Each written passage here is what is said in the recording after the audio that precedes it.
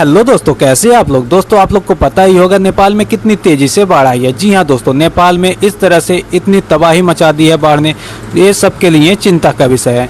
नेपाल के रसुआ और आसपास के जिलों में कोटकोसी नदी में अचानक आई विनाशकारी फ्लैश फ्लड ने भारी तबाही मचाई है। जी हाँ, ये भारी तबाही मचा दी है। ये बाढ़ ने बहुत ही ज़्यादा तबाही मचा दी है नेपाल में। इस नदी का जो उद्गम स्थल है वो तिब्बत में है। जी हाँ, तिब्बत में ऊपरी हिस्से में बहुत ही ज़्यादा भारी बारिश के वजह से और वहाँ का जो ग्लेशियर है उसके ब्लास्ट के वजह से इतनी ज़्यादा बाढ़ आई है। और तिब्बत से ये बाढ़ आई है, ये पानी इतनी ज़्यादा आई है जिसके वजह से ये नेपाल में भारी तबाही मचा दी है। ये इसका कारण है।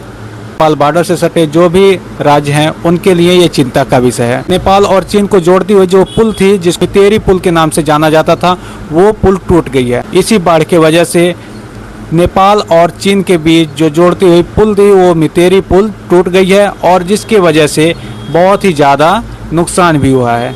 और भारत के लिए भी ये चिंता का विषय है, क्योंकि नेपाल से सटे जो भी राज्य हैं जैसे बिहार हो गए, यूपी हो गए, उनके लिए ये चिंता का विषय है। हालांकि बिहार में कई जिलों में हाई अलर्ट भी जारी कर दिया है।